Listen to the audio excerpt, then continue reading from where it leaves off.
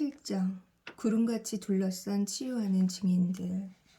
칼라의 입장에서 내게 외도에 관해 이야기하는 것은 시작일 뿐이었다. 그녀는 행동을 개시했고 점점 더 큰 위험을 감수했다. 우선 신뢰하는 친구에게, 그 다음은 목사님께 자신의 이야기를 밝혔다. 그리고 마침내 남편과 함께 내 진료실에 와서 그에게 그녀의 이야기를 밝혔다. 칼라와 프레스톤의 이야기는 고통스러운 회복에 관한 이야기이자 구원이 되었을 뿐만 아니라 이제는 풍성해지고 있는 결혼 생활에 관한 이야기다. 모든 이야기가 그렇게 잘 끝나지는 않는다. 그들이 과거를 쉽게 잊은 것도 아니다. 그리고 그 과정에서 수치심은 확고하게 복구하려 애썼다. 그러나 수치심으로부터 벗어나 활짝 피어나는 기쁨의 삶으로 들어서는 그들의 여정은, 특히 그들이 기꺼이 알려지고자 했기 때문에 실현되었다. 그러므로 알려짐의 과정이 수치심의 치유에 필수적이라고 말하기는 어렵지 않다. 그러나 수치심이 마음의 모든 기능적 영역을 철저히 오염시키고 와해시킨다는 점을 고려할 때 우리는 수치심의 마음, 몸 상태를 다루기 위해 어떤 실질적 조치를 취해야 할까? 우리가 하는 노력은 이성적으로 생각하는 말을 바꾸는 일에 한정될 때가 많다. 하지만 이러한 노력은 수치심에 별다른 타격을 주지 못한다. 그렇다면 우리는 어떻게 그것에 맞서야 할까?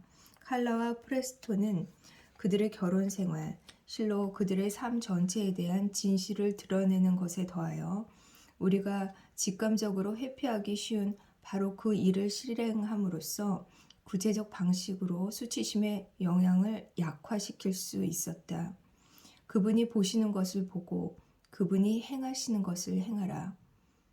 신약의 히브리서에서 우리는 강적에게 효과적으로 접근하는 법의 모형을 제공받는다.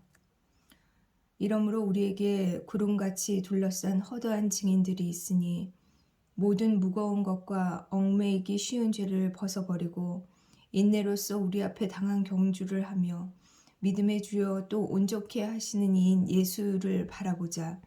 그는 그 앞에 있는 기쁨을 위하여 십자가를 참으사 부끄러움을 개의치 아니하시더니 하나님 보좌 우편에 앉으셨느니라. 히브리서 12장 1절에서 2절. 구름같이 둘러싼 허다한 증인들이라는 이미지는 히브리서 11장에서 막 거명된 이들, 우리 앞에 간 사람들과 지금 우리와 함께 있는 이들을 나타내며 우리의 여정에서 우리가 혼자가 아님을 강조한다. 그러나 인생을 헤쳐나가는 동안 우리에게 잘했어요 라고 말하며 응원해주는 사람들의 큰 무리에 우리가 속해 있다는 이 비전을 유지하는 데는 커다란 노력이 필요하다. 이것은 수치심과 싸우는데 가장 도움이 되는 조치 중 하나다. 그것은 예수님이 세례를 받으실 때 들으신 말씀과 동일한 바를 우리에게 일깨워주는 공동체를 우리 주변에 창조하는 일을 수반한다. 우리는 혼자서 수치심에 대항해 싸울 수 없다. 신뢰할 수 있는 친구들, 가족들, 영적 멘토들과 함께 해야 한다. 고립은 수치심이 주로 사용하는 방법 중 하나임을 기억하라. 그러므로 우리는 순전히 의지력만 가지고 혼자 힘으로 이 일을 할 수 있다고 생각해서는 안 된다. 다음으로 본문의 저자는 우리에게 인내로서 경주하는 것을 방해하는 모든 것을 벗어버리라고 권유한다. 어떤 고대 권위자들은 얽매이기 쉬운 죄라는 구절을 산만해지기 쉬운 죄라고 번역한다. 이것은 도움이 되는 번역이다. 왜냐하면 너무도 많은 죄가 주의력의 작용으로 시작되기 때문이다. 수치심은 우선 사단이 하와에게 그랬던 것처럼 우리가 사랑받고 있으며 그분은 우리로 인해 기뻐하신다고 말씀하시는 하나님의 목소리에 집중하던 우리가 아주 잠깐이라도 다른 곳으로 주의를 돌리도록 작용한다. 주의력에 따라오는 감각, 심상, 느낌과 함께 말이다. 주의는 우리 마음의 열차를 움직이는 엔진을 가동시키는 열쇠임을 기억하라. 수치심이 가장 우선시하는 것은 산만함이다. 그 다음에는 하나님께 우리의 시선을 고정해야 한다는, 다시 말해 그분께 우리의 주의를 집중해야 한다는 내용이 나온다. 우리는 근본적으로 그분이 행하시는 바를 보고 행하도록 그분의 모범을 따르도록 부름을 받는다. 영혼의 해부에서 나는 예수님이 성부께서 그에게 너는 내 사랑하는 아들이라 내가 너를 기뻐하노라 라고 말씀하시는 것을 들으시는 경험을 상세히 설명하는데, 그 말씀은 그분이 말씀하시는 다른 것들과 더불어 하나님이 그분의 아들들과 딸들 모두에게 언제나 하시는 말씀이다. 예수님을 다르게 만든 것은 그가 그 말씀을 듣고 그것에 따라 행동한다는 점이었다. 우리도 반드시 그렇게 해야 된다. 수치심은 우리가 이 메시지에 주의를 기울이지 못하도록 할 수 있는 모든 일을 할 것이다. 예수님은 이 사실을 아셨다. 그리고 사역을 시작하실 때 수치심이 이용하려 할 자신의 삶의 부분들을 절제하기 위해 조치를 취하셨다. 세례 직후에 예수님은 성령에 이끌려 광야로 가셨다. 누가복음 4장. 우리는 친구는 가까이, 적은 더 가까이 두는 것이 현명하다는 말을 들어보았다. 예수님은 수치심이 작용 중일 때를 알아보기 위해 사탄을 가까이 끌어당기셔야 한다는 것을 아셨다. 세 가지 시험 단계 모두에서 예수님은 악이 그분의 주의를 다른 데로 돌리기 위해 이용하려는 그분의 마음의 부분들에 먼저 직면하셨다. 만일 당신이 하나님의 아들이라면 이 돌들로 떡이 되게 하라. 성전에서 뛰어내리라. 힘을 통해 정치적으로 세상을 운영하는 내 방식에 헌신하라. 각각의 경우에 사탄은 예수님으로 인한 하나님의 기쁨에 의심을 품는다.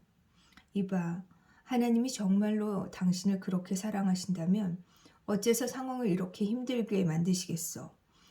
당신이 이 모든 재능을 가지고 있어. 그것들을 사용해. 아니면 하나님은 당신이 생각하는 방식으로는 당신을 사랑하지 않으시는 것 아닐까? 아들이란 말은 당신 자신을 묘사하는 데 쓰기에는 조금 과한 것 같군. 사탄은 예수님이 하려고 계획했던 일이 충분치 않음을 따라서 다른 선택권들을 예수님이 부족하셨음을 전달하고 싶어 한다. 그것이 사실이라면 어떻게 당신이 하나님의 아들일 수가 있지? 어떻게 하나님이 당신을 기뻐하실 수가 있어? 어쩌면 하나님은 당신을 기뻐하지 않으실지도 몰라. 오래전 에덴에서의 대화가 이곳에서 메아리친다. 그러나 예수님은 기록된 바라고 거듭 말씀하심으로써 이를 반박하신다. 예수님이 침투 사고, 달갑지 않고 고통스러우며 다루기 힘든 부지불식간에 하는 생각, 이 침투 사고를 물리치기 위해 사용하신 원시적 인지치료법이나 의례 혹은 마음의 부족이 아니었다. 1세기 유대인에게 기록된 바는 하나님이 말씀하시되의 줄임말이다. 예수님의 주의, 다시 그 단어다. 예수님의 주의를 하나님의 목소리로 이끄는 문구다. 예수님이 자신에게 상기시키는 모든 것이 그를 사랑하시고 기뻐하시며 그의 가장 깊은 갈망을 채우기 위해 헌신하실 것이고 그의 창조적 소명을 절정에 이르게 하실 아버지와의 관계에 주목한다. 예수님은 자신이 누구인지 일깨워주는 아버지의 목소리를 듣는 동안 계속 아버지와 친밀하게 연결되어 있다. 예수님이 광야에서 받으신 시험 마지막에 복음서 저자는 마귀가 다음 기회를 노리면서 예수님을 떠났다고 전한다. 이는 예수님의 광야로의 여행이 한 번뿐인 시련이 아니었다는 뜻이다. 훗날 악은 예수님으로 하여금 그분이 하나님의 아들이 아니며 부족한 존재라는 것을 수긍하게 하려고 시도할 것이다. 그리고 그 가운데 수치심이 나타나게 될 것이다. 지금의 시험은 그때 나타날 수치심에 대해 예수님을 준비시켰다. 상상력의 행위를 연습하기.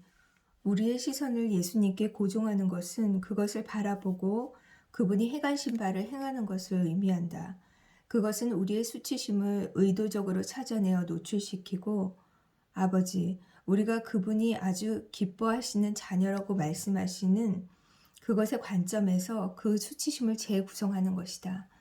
이 일이 일어나기 위해서 우리는 상상력의 구체화된 행위, 우리의 모든 감각, 심상, 느낌, 생각, 신체적 행위가 하나님이 우리로 인해 경험하시는 기쁨에 대한 우리의 감을 반영할 수 있게 해주는 그것을 연습해야만 한다. 상상력이 구체화된 행위를 구성하는 요소는 무엇일까? 우선 그것은 우리가 아버지의 기쁨의 목소리를 더 뚜렷이 듣게 해주는 관계들을 조성하는 일을 포함한다. 구체적으로 이것은 우리를 구름같이 둘러싼 허다한 증인들로 이루어진 관계들의 맥락에서 우리의 가장 깊은 곳에 감추인 수치심을 정기적으로 또 의도적으로 드러내는 것을 의미한다. 문자 그대로 구체화된 이 행위에서 우리의 자아 전체가 수치심으로부터 해방된다. 현실의 시공간에서 친구의 얼굴을 보고 목소리를 들으며 나의 공경에 대한 그의 공감을 감지할 때 수치심과 고립과 정체에 관한 이야기였던 것을 다른 방식을 상상할 기회가 주어진다. 다른 이야기를 상상하기 위해서는 내 뇌가 그렇게 할 수 있는 상태여야 한다. 나에게 미래의 근거가 될 기억이 없다면 미래를 상상할 수 없기 때문이다. 이러한 종류의 구체화된 행위는 새로운 가능성을 상상하기 위한 기반을 제공한다. 그러나 여기에는 노력과 인내가 필요하다. 나는 지금까지 살아오면서 몇몇 관계들로부터 혜택을 받았다. 그 관계들 안에서 나는 극도로 수치스러운 비밀들, 그리고 정말로 그런 비밀들이 많다. 이런 것들에 대해 진실을 말하는 연습을 해왔다. 연습은 아주 중요한 단어다. 나는 이러한 훈련이 한참 부족하기 때문이다. 때때로 나는 나를 얽매는 수치스러운 것들을 인정하는 것을 피할 방법을 찾고 하나님의 기쁨의 목소리로부터 다른 곳으로 주의를 돌린다. 그러나 우리가 불완전하기는 해도 꼭 무능하지는 않다. 칼라와 프레스톤 두 사람 모두에게는 이 상상의 행위를 연습하는 일, 그리고 그들이 사랑받으며 그들의 수치심이 떨쳐질 것이라는 확신을 강화하는 경험에 몰두하는 일이 중요했다. 여기에는 결혼 치료 이상의 것이 필요했다. 그들을 커플로서만이 아니라 개인으로서도 새로운 삶으로 부름과 동시에 그들의 기쁨과 용서의 기억을 강화하는 일을 사명으로 삼는 다른 공동체들과의 연결이 필요했다. 그들은 정기적으로 만나서 온전히 알려지는 사명에 헌신하는 커플 모임에 함께함으로써 이 일에 힘썼다. 이 자리에서 두 사람 모두 자기 이야기를 들려주었다. 그리고 시간이 지나면서 이 구체화된 공동체에서 그들은 새롭게 상상한 이야기, 치유와 구원과 기쁨의 이야기를 신뢰할 위험을 무릅쓰기 위해 필요한 공감을 얻었다. 그 공동체가 이 새로운 이야기를 자주 했기에 칼라와 프레스톤은 그 이야기를 삶으로 살기 시작하였다. 이로부터 칼라와 프레스톤은 과거를 용서하는 방법뿐만 아니라 수치심이 그들의 관계를 방해하고 와해시키려고 시도할 지점을 그들이 빈틈없이 의식하게 되는 새로운 미래를 창조하는 방법까지 깨달았다. 의미심장하게도 치유를 위한 환경을 제공하려는 의도로 형성된 집단의 구성원이 자기 이야기에 취약하고 깨진 부분, 특히 수치스러운 부분을 과감히 드러낼 때 대인관계 신경생물학적 사건들이 일어나기 시작한다. 먼저 수치스러운 것을 공유하는 데는 대단한 용기가 필요하다. 특히 그 사람이 죄를 범했고 마땅히 수치심을 느낀다면 우리는 그 사람의 표정과 신체 언어에서 그것을 본다. 우리는 다 그러한 경험이 있지 않은가. 게다가 거의 즉시 우리는 듣는 사람들의 몸에서 눈에 띄게 부드러워지는 현상도 목격한다. 앉은 자리에서 말하는 사람을 향해 몸을 기울이고 표정에는 연민이 묻어나며 반응을 보일 때 목소리에는 다정함이 배어 있다. 그들이 그렇게 함에 따라 말하는 사람의 뇌가 다른 사람들의 공감을 받는다고 느끼면서 그의 신경생리학적 상태가 달라지기 시작한다. 이것은 말하는 사람의 내면에 더 높은 수준의 신경망을 통합을 일으키며 그와 더불어 불안이 감소한다. 더욱이 이 모험을 감행하고 나면 그 사람이 그 이야기 안에서 느끼는 외로움은 줄어든다. 이제 그 이야기를 하는 행위에는 느껴진 바를 다른 사람들이 감정적으로 수용한다는 의식이 포함되기 때문이다. 이것은 나쁜 행동을 수용하는 것과 동일시되어서는 안 되며 단순히 그 행동을 수반되는 감정을 인정하는 것뿐이다. 그러한 상호작용의 연습과 더불어 말하는 사람은 다른 사람들과 취약한 상태로 살아가는 것의 의미에 관한 일단의 새로운 기억을 수집한다. 그 사람은 이러한 종류의 모험을 감행할 때 미래에 자신이 괜찮을 것처럼 살기 시작할 뿐만 아니라 지금 이 순간에도 자신이 괜찮은 것처럼 살아간다. 그 사람은 가능한 한 자주 투명하게 살아감으로써 삶을 장악하는 수치심의 힘을 약화시키는 법을 배우며 회복력이 자랄 기회를 얻는다. 이러한 유형의 공동체는 구성원들이 취약성을 연습하고 이를 그들이 자리 잡고 있는 다른 모든 관계적 맥락에서 삶의 방식으로 만드는 능력을 강화할 한 가지 방법을 제공한다. 이 집단에서 듣는 사람들은 말하는 사람의 입장에서 공감하는 공명판 역할만 하는 것이 아니다. 처음에는 알지 못하더라도 그들은 내면에서 자신의 이야기에 관해 감지하는 바에 반응하고 있다. 이렇게 해서 우리는 우리 삶에 관한 진실을 말하는 것, 그것 자체로 움직임이다. 어떻든 듣는 사람들 안에 움직임을 낳고 그들 자신의 깨어짐에 관한 호기심과 숙고를 불러일으키며 그들의 마음의 여러 기능적 부분을 접합하도록 그것을 돕고 이제껏 이해하지 못했던 것들을 이해하도록 돕는지 알게 된다. 이 움직임은 수치심의 치명적 위협이 된다. 연습을 하면서 듣는 사람은 말하는 사람에 대한 자신의 반응이 말하는 사람에 관한 것인 만큼 자신에 관한 것임을 깨닫게 된다. 이것이 이러한 방식의 알려짐이 하는 일이다. 그것은 사람들을 서로와 더 큰 연결 지점과 더 큰 통합으로 움직이게 한다. 그와 동시에 각각의 구성원은 자신의 마음 안에서 더 높은 수준의 통합을 경험한다. 그러므로 한 사람이 수치심을 드러내서 수치심이 노출되고 치유될 때 하나님은 동시에 그 수치심의 치유가 그 사람의 이야기하기에 친밀하게 참여하는 모든 사람에게 가능하도록 만드신다. 칼 로저스와 헨리 나우에는 가장 개인적인 것이 가장 보편적인 것이라고 말했다. 신뢰할 만하고 기대에 차 있는 듣는 사람들의 모임에서 누군가가 자기가 지닌 수치심을 드러내는 때보다 이에 대한 더 큰 증거는 없다. 다른 곳에서 나는 우리가 모두 우리를 찾고 있는 누군가를 찾아 세상에 태어났으며 우리 인생의 남은 기간에 계속 이 검색 모드에 머물게 된다고 말한 적이 있다. 우리가 자신의 수치심을 인정할 때 그것은 우리 모두가 지닌 수치심의 반향을 불러일으킨다. 고백을 통하여 수치심은 말하는 사람뿐만 아니라 듣는 사람의 삶에서도 공명과 노출과 치유를 위한 기회를 부여받는다. 우리의 공동체적 삶뿐만 아니라 개별적 삶도 반드시 포함하는 인간의 의식의 모든 차원에서 치유가 발생할 때 참된 선함과 아름다움이 나타난다. 공동체적 삶과 개별적 삶은 서로 떼어놓을 수 없다. 이것이 하나님의 형상대로 만들어졌다는 것의 의미다. 그리고 이것이 우리가 하나님처럼 산다는 것, 다시 말해 질문하기를 연습한다는 것의 의미다. 이 질문하기 연습의 임무는 정답을 찾는 것이 아니라 정답도 중요하긴 하지만 더 연결되는 것이다. 수치심의 목록 만들기. 히브리서 12장 다음 부분에서 우리는 예수님이 십자가를 참으사 그 수치심을 경멸하셨음을 본다. 다른 번역본들에서는 경멸하다라는 단어 대신 개의치 않다 혹은 멸시하다가 쓰였다. 이 단어들 모두 반응적 행위가 아니라 의도적 행위를 나타낸다.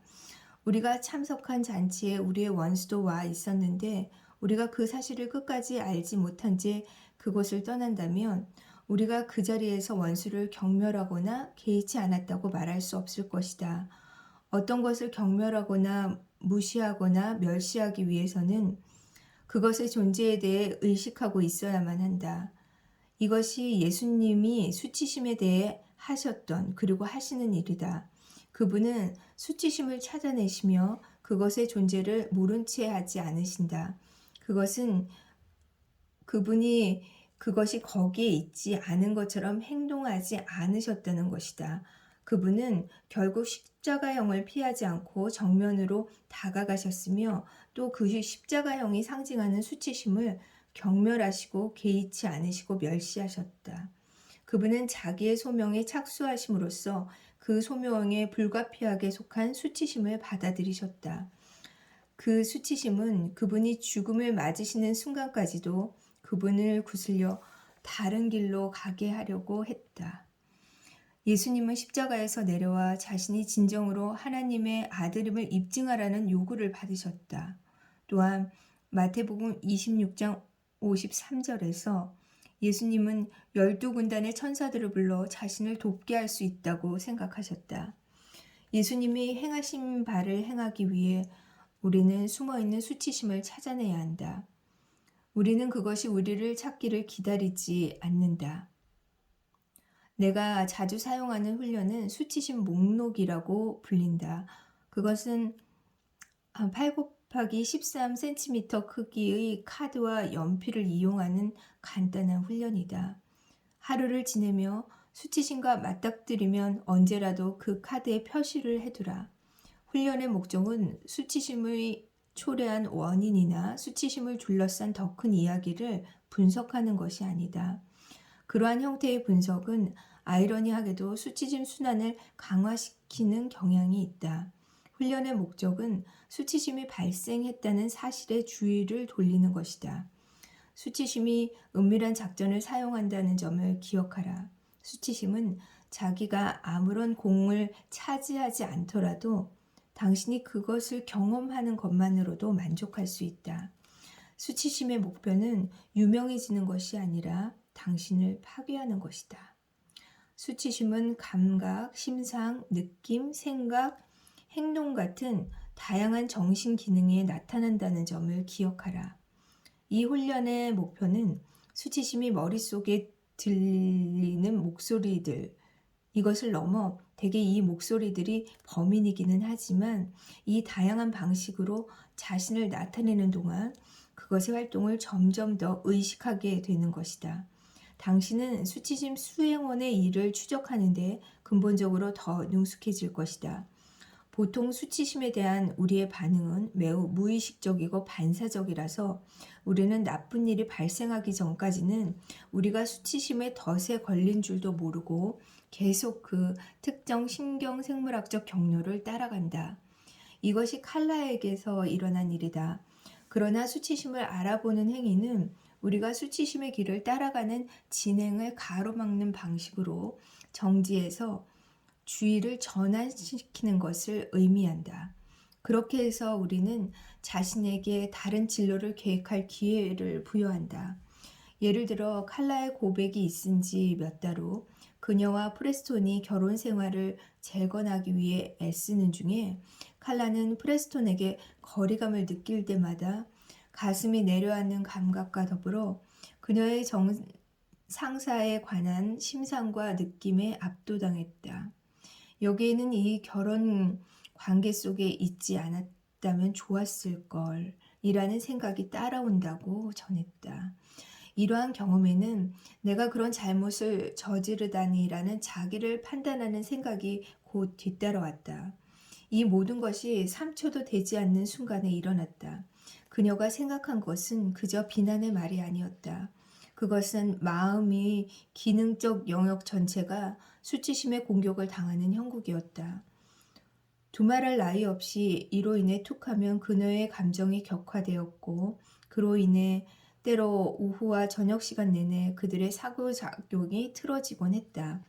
이 초기의 심상, 느낌, 생각, 복합체 차단하기를 연습함으로써 그리고 그것을 수치심 공격이라고 명명함으로써 칼라는 그 경험과 그녀의 자아감 사이에 거리를 두고 뒤로 물러나 그녀가 있는 곳에서 다시 시작할 수 있었다.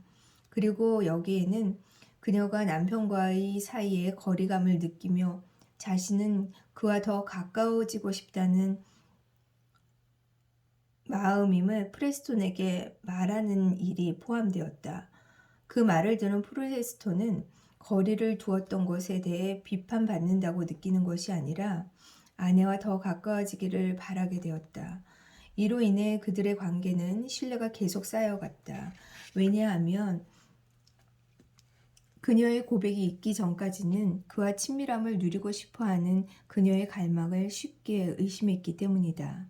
이것은 수치심이 그 순간을 와해시키려 하고 있음을 의도적으로 인정하는 행위가 그들이 더 깊이 연결되는 결과를 가져온 사례다. 이것은 수치심이 하려고 작정했던 이야기가 아니었다. 그것은 오히려 구원의 이야기, 하나님의 나라가 실제 시공간의 세상으로 침입하는 이야기, 하나님이 우리 각 사람의 삶에서 매일 매 순간 들려주기 원하시는 이야기였다. 우리에게 이야기를 들을 귀가 있고 그것을 말할 목소리가 있다면 좋으련만. 심리치료에서 우리는 무언가를 길들이기 위해 그것에 이름을 붙인다고 종종 말한다. 그 순간을 수치심 사건으로 명명하는 것은 우리의 주의를 전환하고 우리의 수치심의 소용돌이에서 꺼내주며 우리가 그것을 더 냉정하게 관찰하도록 해주고 우리가 헤베 원리를 따르는 신경망으로부터 부지불식간에 반사적으로 행동하여 그 결과 수치심의 메시지를 강화하게 되는 것을 막아준다.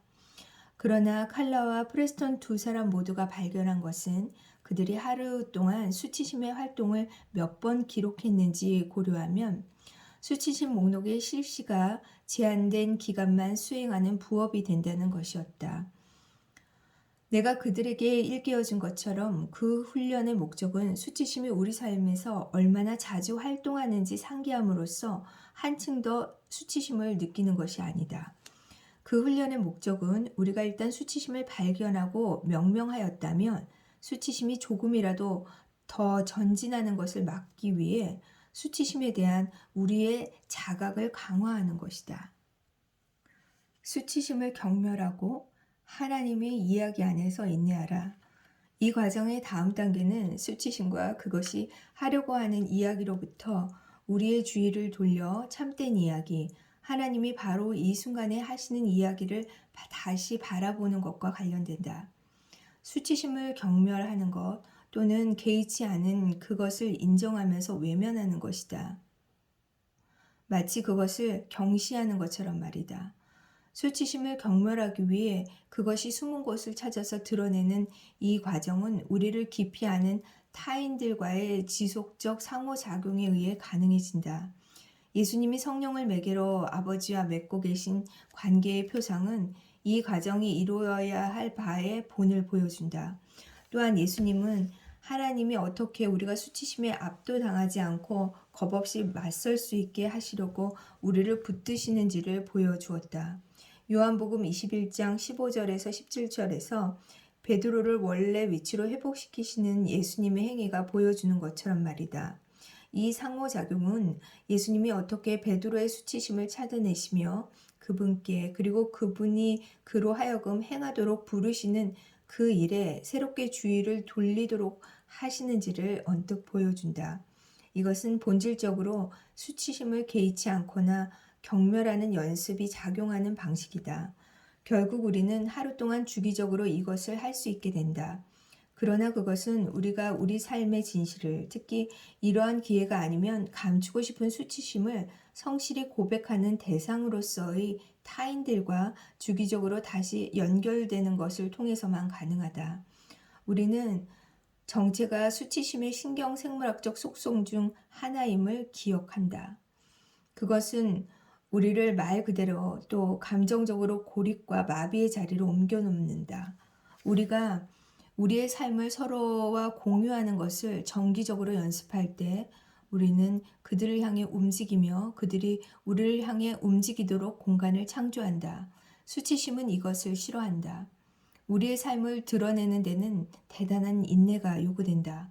히브리서 12장 1절로 돌아가서 저자는 우리에게 인내로써 우리에게 당한 경주를 하라라고 단호히 권고한다. 새하늘과 새 땅의 이쪽 편에서 우리에게서 수치심이 제거되지 않을 것이다. 오히려 우리는 수치심을 경멸하기 위해 수치심에 대한 자각을 키운다. 그러나 우리는 상황을 바로잡는 언어 문제를 정복하는 언어로 말하는 세상에 살고 있다. 수치심은 우리가 수치심 없는 상태가 될 수 있다고 믿는 것을 아주 좋아할 것이다. 왜냐하면 우리가 자신이 여전히 수치심으로 오염되어 있다는 것을 알게 되면 그로 인해 다시 한번 수치감을 느끼고 싶어질 것이기 때문이다. 십자가 형에서처럼 수치심이 처형하는 것은 느린 과정이며 우리는 수치심의 사형 집행인으로서 하나님과 동료로서 함께 일하고 있다고 서로에게 그리고 우리 자신에게 일깨워 주는 것이 중요하다. 우리의 임무는 수치심이 도사리고 있는 우리의 부분들에 대한 고백이 규범되는 밝고 안전한 무대로서의 관계들 안에 계속 머무르는 것이다. 이를 위해서는 시간이 소요되는데 대단한 노력이 필요할 것이다. 악은 조용히 어둠 속으로 사라질 마음이 없기 때문이다. 하지만 결국 악은 어둠 속으로 사라질 것이다. 그리고 악에게 숨이 붙어 있는 한 그것이 마음대로 이용할 수 있는 무기 중에 수치심보다 더 유용한 것은 결코 없을 것이다. 그러나 인내가 있으면 우리는 고백에 더 대담해진다. 그 고백은 하나님이 우리를 더 탁월한 통합과 회복력의 자료로 데려가실 공간을 만들어낼 우리의 수단이며 참으로 하나님이 우리 안에 분열되지 않은 마음을 창조하실 공간을 만들어낼 우리의 수단이다. 우리는 그러한 혜택을 경험하게 될 것이다. 뿐만 아니라 히브리서 12장 2절은 이렇게 말한다. 그는 그 앞에 있는 기쁨을 위하여 십자가를 참으사 부끄러움을 개의치 아니하시더니 하나님 보좌 우편에 앉으셨느니라. 우리가 제일 먼저 보게 되는 것은 다시 기쁨이다. 이것은 창조의 재현이다. 기쁨은 하나님의 삼위일체적 존재의 중심에 있었고 지금도 그렇다. 예수님께 십자가를 참는 것이 가능한 것은 그분이 다른 어떤 것보다도 성령 안에 있는 아버지와의 관계 안에서 우리와 함께하는 기쁨에 주의를 기울이고 계시기 때문이다. 기쁨은 통합의 부산물이며 안전한 관계들이 형성하는 연결망의 부산물이다. 또한 이 관계들은 우리가 선함과 아름다움이 나타나도록 촉진하는 방식으로 살아가기를 기대하고 희망하기 때문에 우리에게 이런저런 요구를 한다. 이러한 의미에서 기쁨은 예수님에 대한 아버지의 절대적 희열, 예수님의 행동뿐만 아니라 존재에 대한 희열을 예수님이 의식하는 데서 오는 결과다. 더욱이 이 기쁨은 결국 세상에서의 예수님의 역할에 대한 비전, 즉 세상의 주가 되는 일을 실행하려는 그분의 최종적 움직임에서 절정에 이른다. 마찬가지로 우리는 아버지의 큰 기쁨에 주의를 돌리며 이것이 우리가 그 안에 살아가는 이야기라는 우리의 믿음을 촉진하는 일들을 행할 때 창조성의 영역, 곧 하나님이 전에 예비하사 우리로 그 가운데서 행하게 하려 하신 선한 일을 발견할 적절한 공간도 창조하게 된다. 프레스톤과 칼라의 경우 타인들에게 알려지는 그리고 타인들은 그들에게 알려졌다. 이것을 연습함으로 인해 기쁨이 나타나기 시작했다. 처음에는 기쁨이 아주 짧은 공감의 순간에만 일어났다. 그 순간은 쉽게 상실되고 망각될 수 있는 것이다. 그러나 다른 사람들과 함께 나는 그들로 하여금 그 처음의 순간들에 주의를 기울여 기억하도록 했다. 그리고 그들이 과거의 잔해로부터 이야기를 재구성하고자 노력할 때 그 부서지기 쉬운 기억들로부터 기쁨이 용수철처럼 튀어올랐다. 처음에는 미소로, 그 다음에는 웃음으로 그 기쁨의 탄성은 점점 더 강해졌다. 이 모든 일은 다른 사람들과 함께하는 가운데 일어났다. 그 사람들은 비슷한 구원의 여정에 있었고 칼라와 프레스톤을 공동체 안으로 기쁘게 맞이하였다. 수치심과 그 모든 것을 말이다. 맞아요. 당신이 잘못했어요. 3장에서 나는 죄책감이 수치심의 기반 위에 서 있다고 간략히 언급했다. 우리는 밀접하게 관련되어 있지만 서로 다른 정서들로 죄책감과 수치심을 경험한다. 그러나 나는 죄책감을 따라오면서 영향을 끼치는 수치심의 압류 없이 죄책감을 느끼는 사람을 본 적이 없다. 실제로 우리의 행동이 관계의 단절을 이야기할 때 타인이 당장 알아차리지 못할 수도 있는 마음의 은밀한 행위들을 포함하여 우리에게 진정으로 책임이 있는 행위들, 우리의 뇌는 아주 희미하게라도 관계의 멀어짐이라는 손상에 대한 경보를 발할 것이기 때문이다. 그렇다면 수치심은 우리가 입은 정신적 외상에 관련된 경우가 많은 만큼 타인과 우리 자신에게 상처를 입히는 우리의 행동과 관련될 때가 많다. 그것은 하와의 경우처럼 관계에서 위험에 처해 있다는 지표이자 경고다. 그렇다면 우리는 누군가가 실로 그릇된 행동에 대한 수치심을 표현하는 것들을 들을 때 그러한 실질적 관계 단절, 성경 내러티브의 언어로 표현하면 죄를 모른 채 앉지 않는 것이 중요하다. 수치심의 고백은 힘든 작업을 대신하는 지름길, 궁지에서 벗어나기 쉬운 길이 아니다. 요한복음 21장에서 예수님은 베드로가 자신을 부인했던 일을 무시하고 넘어가지 않으셨다. 그분은 베드로가 입힌 상처의 깊이를 축소하지 않으셨다. 그리고 베드로처럼 우리는 와해를 가져오는 우리의 행동에 책임을 져야 한다. 하나님이 우리가 비굴하게 굴거나 우리의 깨진 상태에 대해 거듭 생각해 내시기를 원하시기 때문이 아니다. 오히려 그분은 우리가 우리의 삶 및 타인과의 관계가 얼마나 중요한지를 배우고 그 중요성에 대한 우리의 자각을 키우시기를 원하신다. 다시 말하지만 우리는 우리의 관계들의 중요성을 하나님이 받아들이시는 것보다 훨씬 덜 심각하게 받아들인다.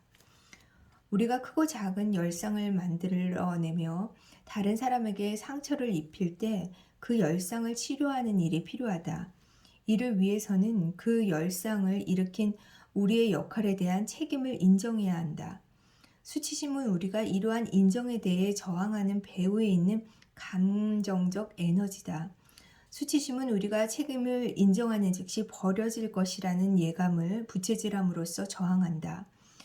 우리가 기억하는 대로 수치심의 특징 중 하나는 그것이 버림받음의 전조, 관계의 비극적 붕괴의 전조라는 것이다. 내가 약속한 일을 하지 않았다고 아내에게 시인하더라도 그녀가 나를 떠나지 않을 것임을 나의 좌뇌는 알고 있지만 지독하게 되돌아오는 희미한 공포는 조금씩이라고 하더라도 여전히 존재한다. 사탄이 우리의 최초의 부모를 설득해서 믿게 한 바가 우리 내면의 깊은 곳에 도사리고 있다. 바로 우리는 하나님이 계속 우리와 함께 머무실 만큼 충분히 중요한 존재가 아니라는 것이다. 자기가 저지른 잘못을 누군가에게 고백할 순간 이것을 고대하며 향유하는 사람이 어디 있을까?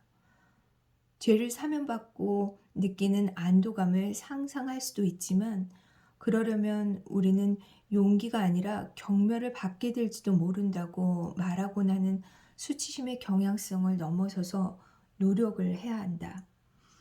수치심으로부터 해방되기 위해서 나는 맞아요.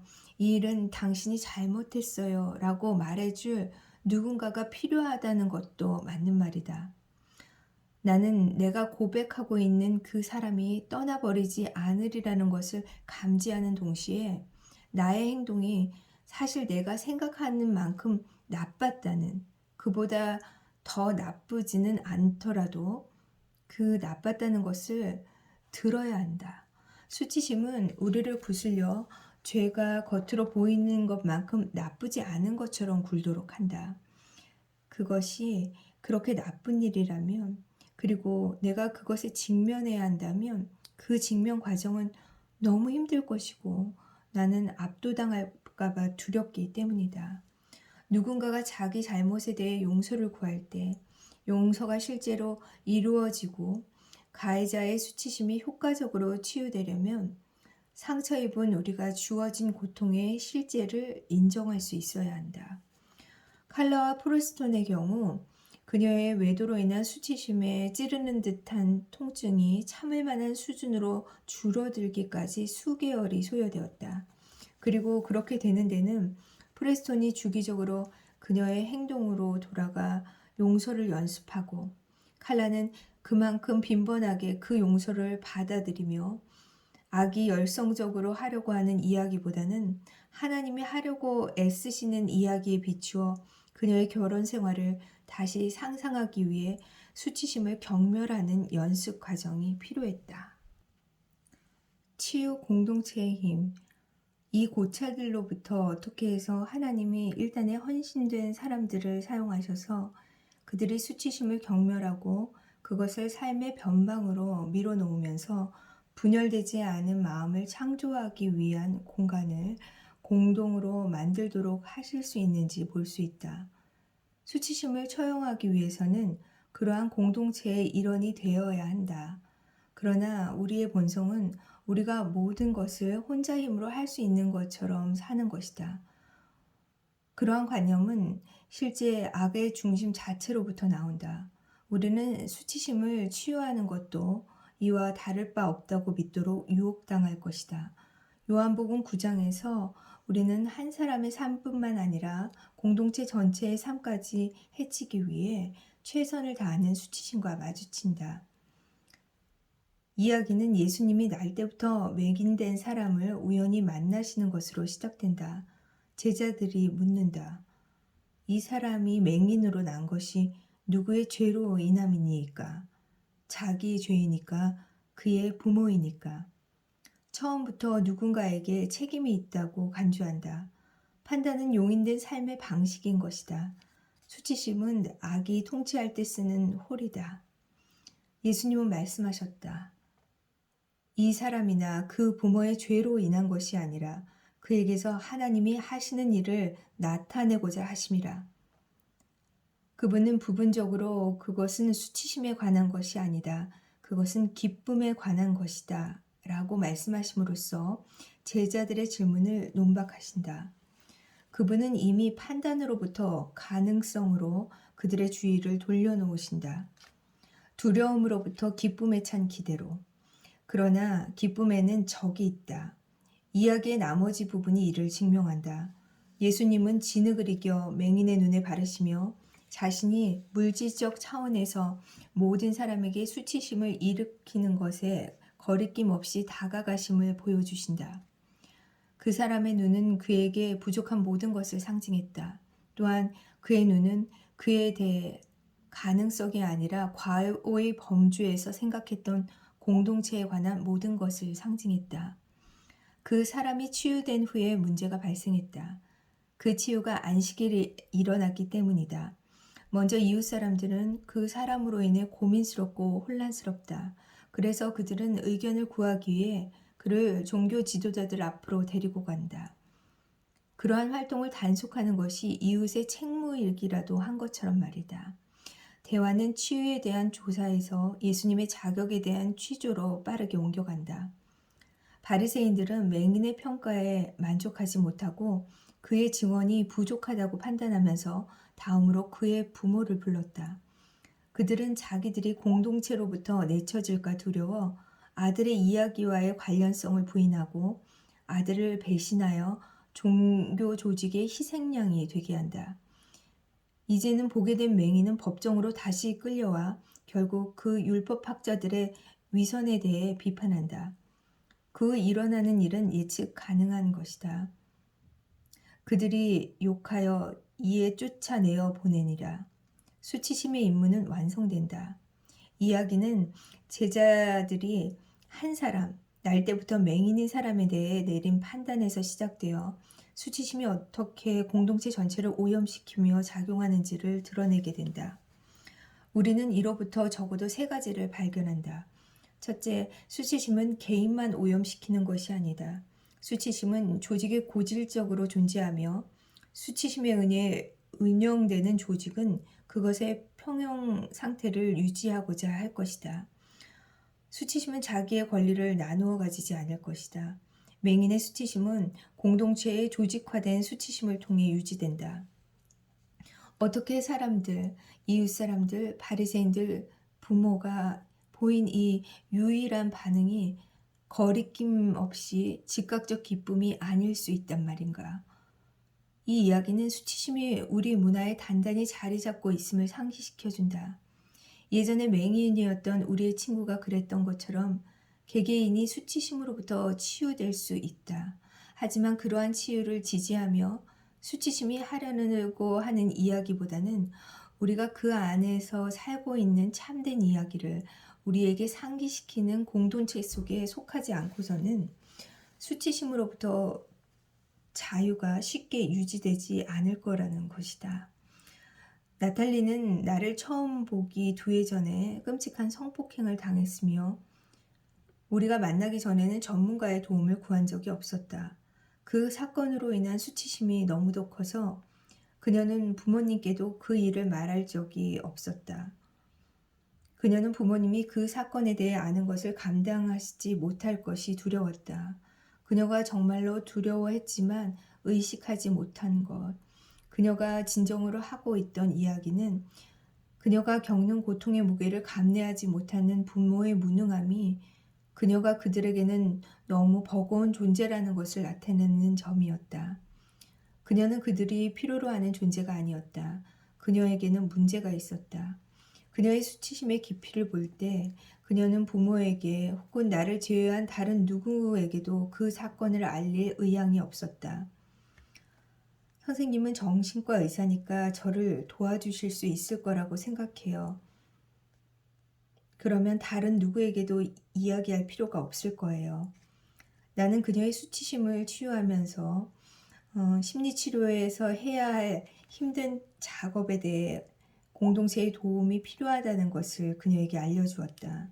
그녀의 뇌는 그녀가 사랑받고 보살핌 받는 존재라는 점을, 그리고 그녀가 자신을 묘사하기 위해 자주 사용하는 단어인 망가진 존재가 아니라는 점을 상기시켜주는, 그녀가 다룰 수 있는 한 많은 목소리를 필요로 하게 될 것이다. 그러한 조치에 편안해지기까지 몇 달이 소요되었지만 그녀는 결국 성폭행으로 인한 정신적 외상을 경험한 여성들을 지원하는 모임에 참여하였다. 수개월 동안 이 집단은 구체화된 방식들, 말하기, 글쓰기, 노래하기, 함께 요리하기, 하이킹하기로 그녀의 수치심을 구원과 완전함과 창조성의 강력한 이야기로 변화시키도록 도와주었다. 즉, 그 모임은 나탈리에게 구름같이 둘러싼 허다한 증인들이 되었다. 그녀의 수치심은 치유의 완전함을 실현하기 위해 공동체를 필요로 했다. 이러한 공동체가 다양한 환경에서 나타날 수 있는데 주목하는 것이 중요하다. 그러한 공동체는 종교계에서만 형성되지 않는다. 학교, 공장, 인근 지역, 기술업체, 사무실, 탄광, 인류의과대학의 정신의학과, 예술협회, 레스토랑, 주방, 그런 공동체들이 존재한다. 그 공동체들은 치료 모임이 아니다. 치료보다는 수치심이 그 조직을 관장하는 것을 불허하는 일에 전념한다. 우리는 각자의 삶에서 수치심 수행원을 더 잘 알게 되면서 수치심의 전체는 그 부분들의 총합보다 크며 각각의 집단은 사람들의 구성이 어떠하든 상관없이 공동의 수치심 수행원을 가지고 있음을 알게 된다. 우리는 서로에게 고백하고 구름같이 둘러싼 허다한 증인들을 상기시키는 일에 함께 참여하는 많은 사람의 힘을 통해 조직적 수치심의 타당성에 대항한다. 그러므로 맹인이 회당에서 쫓겨난 뒤에 예수님이 그를 만나신 것과 마찬가지로 우리는 서로를 만나는 장소에서 정기적으로 모여야 한다. 예수님은 그를 만나서 그의 신뢰에 대한 보상을 주셨다. 바로 예수님과 마주보는 것 말이다. 이것은 두 번째 발견으로 이어진다. 수치심은 구취하던 정서이기 때문에 그것을 약화시키기 위해서는 사실 이상의 것이 필요하다. 사실 이상의 것이 필요하다. 예를 들어 우리는 성경에 이르시되 누구든지 그를 믿는 자는 부끄러움을 당하지 아니하리라 하니라는 구절을 읽을 수 있으나 그것을 우리의 삶 속에 엮어 넣는 데는 여전히 지대한 어려움을 겪는다. 저스틴은 사제폭탄의 부상을 입은 뒤로 전쟁의 옛 기억뿐만 아니라 자신의 의족을 보는 것으로도 감정이 촉발되곤 했다. 그의 의족은 처음에는 압도적 수치심의 감정을 불러일으켰다. 예전에 건강하고 탄탄한 몸과 비교해서 지금은 모자란 존재가 되었다는 느낌이 들어서 이어서 동일한 내용의 생각이 따라왔다. 다시 달린다는 목표. 그는 결국 이 목표를 달성했다를 가지고 재활센터에서 몇 개월 동안 진행한 훈련은 그가 내면의 삶과 하나님과의 관계에 기울인 노력만큼이나 그의 수치심을 다루는데 크게 기여했다. 우리는 흙과 생기이며 수치심의 치유는 우리가 몸으로 행동하는 방식이 달라진다는 것을 필연적으로 의미한다. 우리는 이 점을 기억해야 한다. 예전에는 감정적 마비 탓에 말 그대로 움직일 수 없었지만 이제는 움직일 것이다. 예전에는 침묵했지만 이제는 말할 것이다. 우리는 하나님이 예수님 안에서 사람들에게 손을 내밀라고 자리를 들고 걸어가라고 가서 씻으라고 말씀하심으로써 보여주셨던 것처럼 현실 세계에서 신체적 작용을 보여줄 것이다. 수치심의 치유는 결코 내면의 일만은 아니다. 셋째, 수치심은 우리가 수치심이 적절히 다루어질 때마다 관련된 사람들 모두가 기뻐할 것이라고 가정을 해보자. 셋째, 우리는 수치심이 적절하게 다루어질 때마다 관련된 사람들 모두가 기뻐할 것이라고 가정한다. 하지만 우리가 본 요한복음 9장의 이야기는 상황이 늘 그렇지 않다는 점을 일깨워준다. 수치심을 명명하고 경멸하는 행위는 해방을 가져오는 동시에 수치심을 퍼뜨리는데 적극적 책임이 있는 모든 일을 필연적으로 폭로하기도 한다.